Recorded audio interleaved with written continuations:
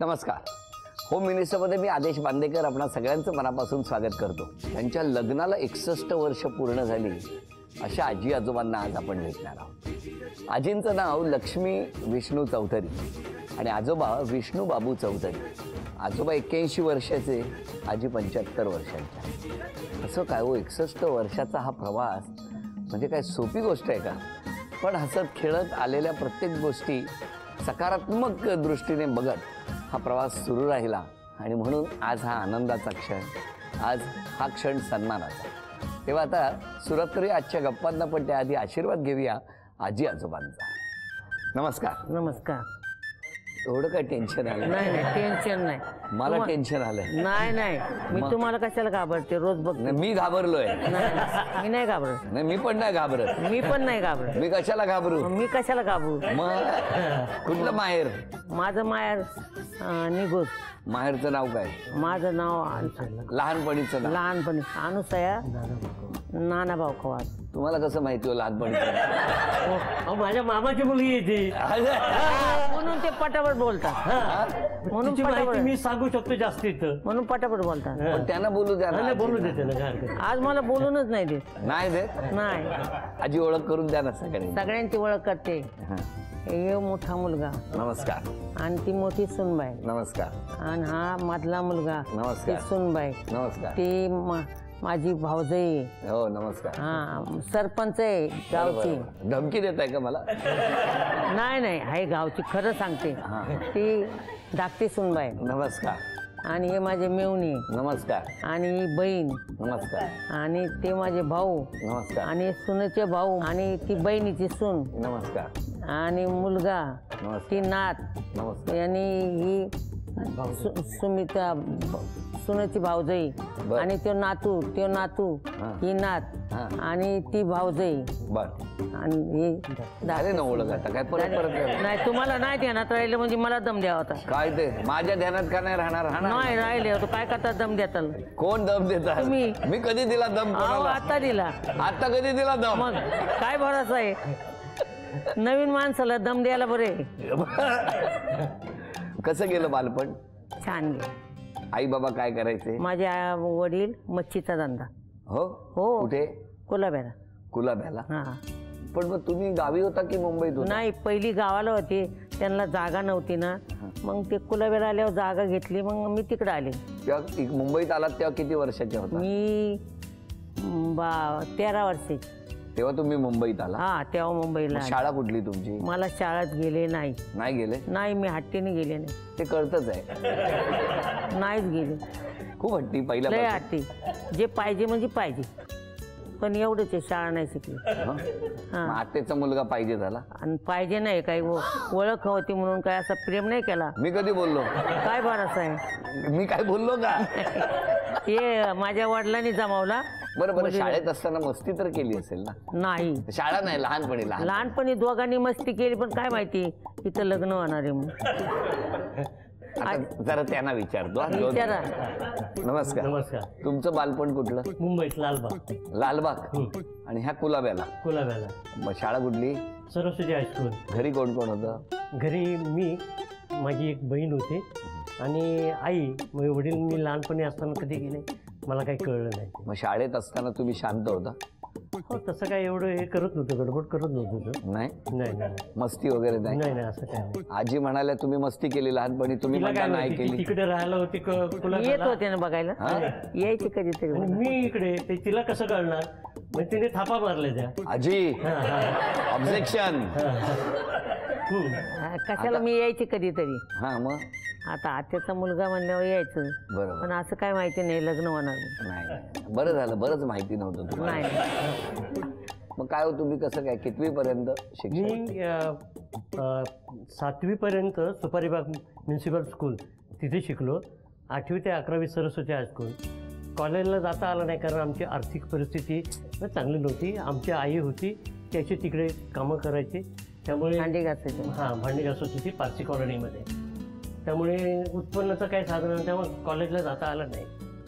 परंतु त्या क्षणी मात्र मी ठरवलं, मी जर कॉलेजला जाऊ शकत नाही, पण माझी मुलं किंवा आमचे इतर जे नातेवाईक असतील त्यांना मात्र जरूर प्रोत्साहन देऊन मुलांना ग्रॅज्युएटपर्यंत तरी कमीत कमी शिकवायचं. असं होतं माझं ध्येय आणि ते पूर्ण झालं. पण तुम्ही नोकरीला कधी लागले? मी नोकरीला 1962 साली महात्मा गांधी हॉस्पिटल, पण त्यापूर्वी मी टेम्पररी वगैरे केलं. साधारणतः रेव्हेन्यू डिपार्टमेंट मंत्रालयात केलं. त्यानंतर 2 वर्ष मिलमध्ये केलं मी, सीताराम मिल. आणि नंतर मी किती पगार होता पहिला पगार? मला 130 रुपये होता पहिला पगार. बरं. आणि राहायला कुठे होते तुम्ही? राहायला लालबागला. घर केवढं होतं? घर 10x10, लहानच घर. घरात मोरी पण नव्हती त्या वेळेला, लाईट पण नव्हती. लाईट 1970 साली आली. पण कसं जमलं कसं मग? बघण्याचा वगैरे कार्यक्रम काय नसेल? त्यावेळेला काही कार्यक्रम नव्हता बघण्याचं वगैरे, काय नाही. परंतु लग्नाची मात्र कमतीदार कहाणी आहे. काय सांगा ना. म्हणजे ते असं होतं, आमचे जे मोठे मामा होते ना, 4 मामा आमचे, त्यातले मोठे मामा जरा कर्मठ आणि जुन्या मताचे होते. त्यामुळे लग्न हे गावच्या पद्धतीनेच झालं पाहिजे. मग काय करायचं, केस बारीक करायचे, एवढं थोडा भोवरा ठेवायचा, त्याच्यानंतर मग धोतरच नेसायचं, शर्ट घालायचं, पटका बांधायचा आणि गळ्यामध्ये तो गाठा म्हणजे खंडोबाचा असतो ना, तो गाठा, पायामध्ये तोडा आणि हातामध्ये कट्यार नवरदेवाच्या, अशा वेशामध्ये होतो. तो कसा वेश होता, आता त्यावेळेला फोटोग्राफर नव्हते, त्यामुळे काय कळू शकत नव्हतं. परत एकदा तसे सगळे कपडे मागवून फोटो काढूया का? तो तसा कसा होणार, तो तसा होणार नाही. परंतु ज्यावेळेला आम्ही पाया पडायला ज्यावेळेला एका मंदिरात गेलो, तिथे वरती फोटो होता. तो बघितल्यावरती मी म्हटलं, मीच आहे का दुसरं कोण आहे ते? कारण सगळं कसं तरी विचित्र दिसत होतं. पॅन्ट धोतर बितर. आजी कसे दिसत होते तेव्हा? एकदम मला खराब दिसत होतं. हा, आता मी काय सांगणार वडिलांना असं कसं केलं म्हणून. हा, मग काय, लग्न झाल्यावर मी 2 वर्षांनी इकडे लालबागला आले. त्यांनी मला इकडे नेऊन घालायचं. म्हणलं मी जाणार नाही. का जाणार नाही? मला करमणार नाही हे असं सांगितलं. जुनी पद्धत, काय करू. बरोबर. हा, मला करमणार नाही म्हणे. मी परत येईन, रोज तुला भेटायला येत जाईन. कोण म्हणाल? वडील. मग मच्छी घेऊन यायचं रोज, त्या निमित्ताने भेटून जायचं. एक वडा द्यायचे, तू खा. आणि मी कशी राहू इथं, मला करमत नाही. पण राहायला तर पाहिजेच, लग्न झालंय ना, तर मग राहिले. पण हे त्या लग्नात चांगले नव्हते दिसत? नाही, एकदम बेकार दिसत. मग आजी पुढे फिरायला कुठे कुठे नेलं लग्नानंतर यांनी? राणीचा बाग नाही दाखवला. एक सांगते, लग्न झाल्यावर एक चित्रपट पहिलाच बघितला. कोण? Mother India. ते कुठं बघितला? चित्राला. 4 आणे तिकीट होती. काय दाखवलं तर मदर इंडिया पिक्चर, काय दाखवलं तर मदर इंडिया पिक्चर. एवढंच म्हणत तेवढं राहिलं. परत काय मला काही दाखवलं नाही. काय हो? अहो, हिला राणीचा बाग म्हणते दाखवलं नाही, पण लग्नापूर्वी ज्या वेळेला यायची की नाही, मेहरबानी नाही केली.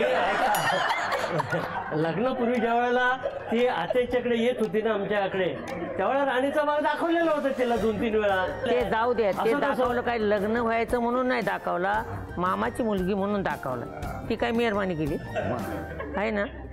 सांगा आता तुम्ही.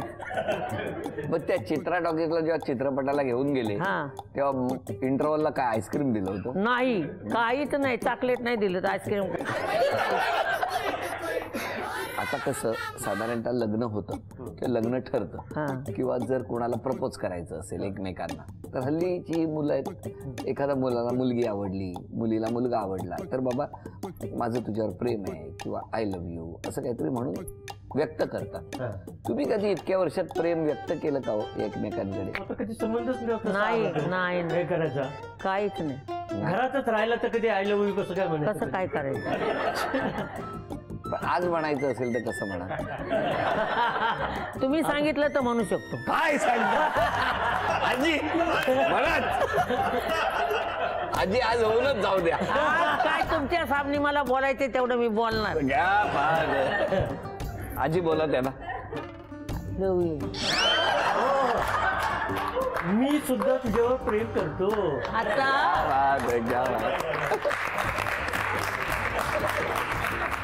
दोघांनाही नमस्कार करतो. आणि ना तुम्ही प्रश्नाचं उत्तर लिहायचं. आजींना मी सांगितलं की त्या प्रश्नाचं उत्तर आजी बोलणार, पण आजी आधी नाही बोलायचं. त्याने लिहून झाल्यावर कॉपी नाही करायची, नाहीतर तुमचं ऐकून ते उत्तर तुमच्याकडे तोंड करतो. आता काय करायचं? पहिला प्रश्न, आजींना खाण्यामध्ये कुठला मासा जास्त आवडतो?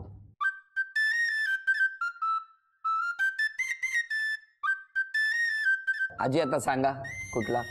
माझा आवडता मासा पापलेट, कोळंबी, बोंबी. अरे अभिनंदन, पहिलं उत्तर बरोबर आलं दोघांचंही. आता दुसरा प्रश्न, लग्नाची तारीख किती?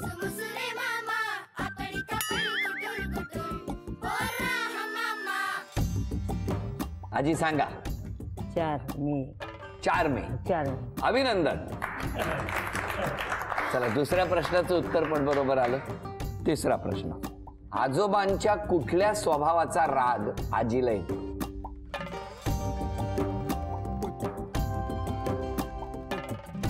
झालं, थांबा. आजी सांगा. हा त्यांनी लिहिलंय. लिहिलं का? हा पण ते काय सांगायचं आता? सांगा. राग येतो ना. हा तुम्हाला त्यांच्या मला. कुठल्या गोष्टीमुळे राग येतो? जर एक शब्द आपण बोललो ना, मग ते त्योच का बोलली, त्योच का बोलली एवढं जर म्हणालं तर मग मला राग येतो. बरोबर. हा, तिच्याबद्दल खरं बोललं तर राग येतो. म्हणजे काय सांगितलं नाही, तू असं हे केलं तसं केलं तर राग येतो तो. म्हणजे तसं उत्तर जुळलंय तसं. अहो, जुळलं. बरोबर आहे. तिसरं उत्तर पण बरोबर आलंय. सतत तेच केल्यावर आजी चिडणार नाही तर काय करणार? आजींना आजोबांनी दिलेली लग्नानंतरची पहिली भेटवस्तू कुठली?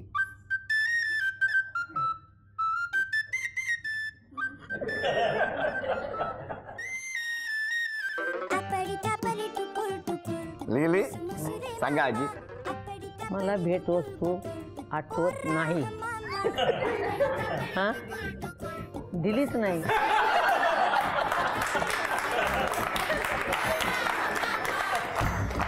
काहीच नाही. का नाही दिली? अहो, त्यावेळेला आमच्याकडे पैसे पण नव्हते माझ्याकडे. मग काहीच नाही दिली. अशी प्रथा नव्हती त्यावेळेला काहीतरी द्यायला पाहिजे म्हणून. जे केलं ते आमचे घरातली वडील माणसं असतात ते करणार. तुम्हाला करायचा काय अधिकार नव्हता त्यावेळेला. म्हणून मला काहीच नाही दिलं. सांगितलं काहीच नाही. काहीच. पण तेव्हा दिलं असतं काय? साडी बिडी आणून तर आवडली असती. आवडली असती, काही पण अगदी प्रेमाने घेतली असती, पण दिली नाही तर काय करू? काय आजोबा, आपण उत्तर बरोबर आहे. हा हे पण उत्तर बरोबर. उत्तर बरोबर आहे. जाऊ दे आता, काय बोलत नाही.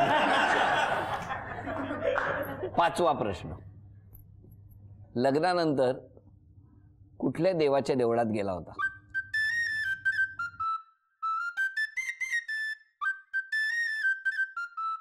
सांगा आजी. खंडोबाला. खंडोबा, जेजुरी. वा वा. पाचही उत्तरा बरोबर आली. अभिनंदन.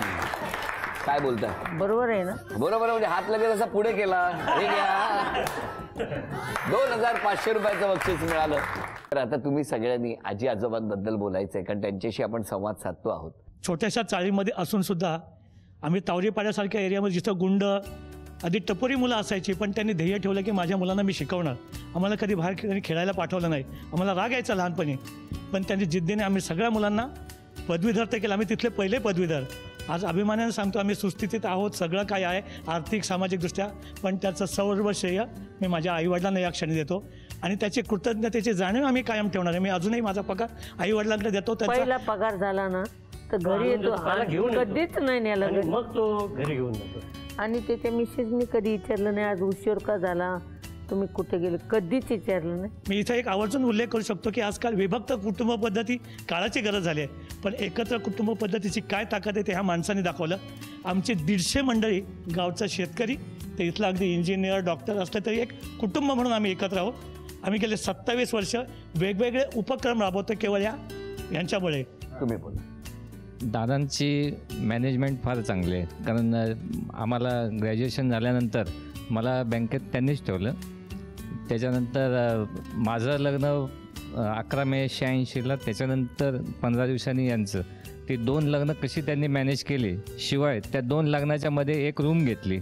म्हणजे एवढ्या कमी खर्चात घर चालवायचं, परत दोघांचे लग्न करायची, हे फक्त त्यांनाच जमलं. 2 भाऊ का? 3 जण होतो. नाही, एक वाद आज आहे.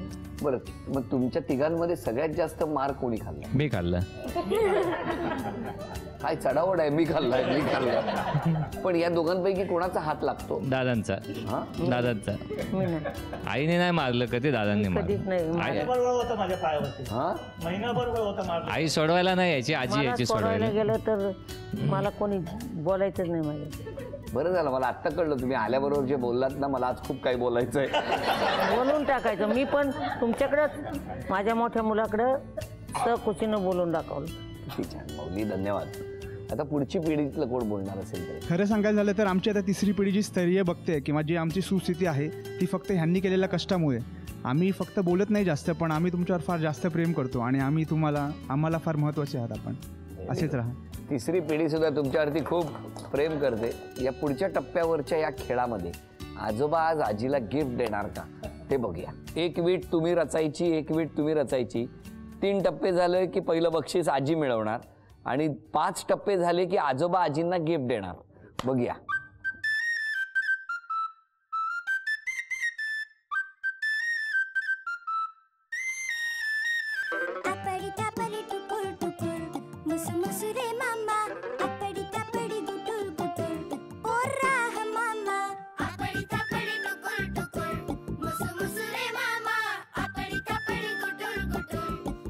चला, पहिलं बक्षीस आजीनी स्वतःचं बक्षीस मिळवलेलं आहे. तुम्ही मला दम देऊ नका. नाही रे, नाही. हो, तुम्ही त्यांना बोलायचं नाही. आजी बरोबर की नाही? मग तुम्ही म्हणजे असं केलं की तो करतो की नाही. आता 5 टप्पे झाल्यावर तुम्हाला आजींना गिफ्ट द्यायची संधी मिळणार आहे. कळलं का? प्रयत्न करतो. आता पुढचं 2 टप्पे. सावकाश.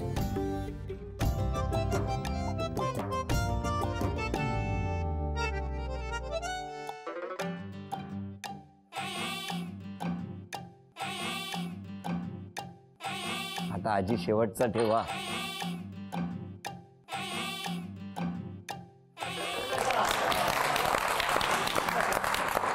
आजींना हे पहिलं बक्षीस झी मराठीकडून अभिनंदन. आजोबा, हे तुम्ही द्यायचं आजी. उठू नका, तुम्ही नाही आणलं. काय मस्त खेळकर स्वभाव आहे आजींचा. आता मला तुम्हाला दोघांना एक प्रश्न विचारायचा. विचारा. हा, अशी कुठली आयुष्यातली गोष्ट आहे, अमुक एक गोष्ट करायची ठरवली आहे आणि करायची राहून गेली, किंवा अजूनही जर संधी मिळाली तर अमुक एक गोष्ट पूर्ण करायची आहे, अशी कुठली गोष्ट आहे का आजोबा? असं तर सांगायची गोष्ट म्हणजे काय नाही. आम्ही मुलांचं शिक्षण पूर्ण केलेलं आहे, ते व्यवस्थित झालं आहे. आता आमची पुढची पिढी नातवंड ती चांगली मार्गाला लागली की आम्हाला सगळं मिळालं. मग आता तुमचं म्हणणं एवढंच की तिसरी पिढी एकदा मस्त स्थिरावली की तुमच्यासाठी तो आनंद दुसरं काय हवंय? काय? काय नको. काहीच नको आता ह्या उतर वयामध्ये तुम्हाला पैसा अडक्याची गरज नाही. आम्हाला. त्यांचं काय नाही. समाधान हे आमचं समाधान संपलं. पण आता तो तापटपणा जो आजी म्हणतायत तो होईल कमी थोडा? तसा तर कमी आहेच. तुम्ही म्हणता तर करूया ना. म्हणजे त्यांनी सांगत आहो तुम्ही कमी करणार. हो, पण माझा एक आणखीन आहे. ही कशी आहे माहितीये का, हिचं ऑपरेशन झालेलं आहे. डॉक्टरांचं म्हणणं काय माहितीये का, तुम्ही चाललं पाहिजे. हे अजिबात चालत नाही, त्याच्यामुळे मग कुठे येणं जाणं होत नाही ना. तुम्ही सांगा आता त्याला चाललं पाहिजे म्हणून. हा, हे माझं चुकलं. आजी स्वतःसाठी चाला, चाला. कारण तुम्ही जितके सुदृढ दीर्घायुष्य जगणार, हा. मिळणार तुम्हाला, तितके हे घर आहे ना, हे आनंदाने नाचणार. चालणार. थोडीशी चाला. या आनंदाच्या प्रसंगी एक छान ही आठवण आपण जतन करूया आणि दोघांनी 61 वर्षाचं एकमेकाला दिलेली साथ, त्या दोघांचाही सन्मान करूया.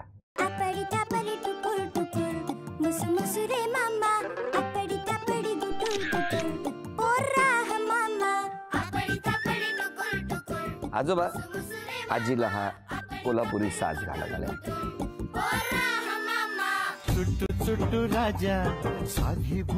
उखाणा घ्या. जन्म दिला पित्याने, सांभाळ केला मातेने, आणि सुजीरावचं नाव घेते पत्नी या नात्याने. वा वा वा. बरं, आता आजी आधी सन्मान तुम्ही करायचा. पान जोडून हा बांधला हिंदोळा, साठी गेली पाठी तरी वर्ष 16. राजा राणीची काय मस्त आनंदाचा क्षण. झी मराठीकडून ही भेटवस्तू आजोबा तुमच्यासाठी. आणि आजींना तथास्तू पुणे यांच्याकडून ही पैठणी. अभिनंदन.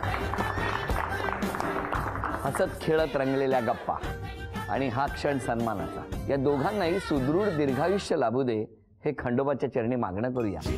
या संपूर्ण कुटुंबाच्या सुखासाठी प्रार्थना करूया. आजचा भाग इथेच संपवूया. पुन्हा भेटणार होम मिनिस्टरच्या पुढच्या भागात. पण ज्या खंडोबाचा आशीर्वाद घेतला ती मालिका लगेचच बघूया 7 वाजता. जय मल्हार. नमस्कार. आणि झी मराठीकडून या दोघांनाही एक आठवण भेट.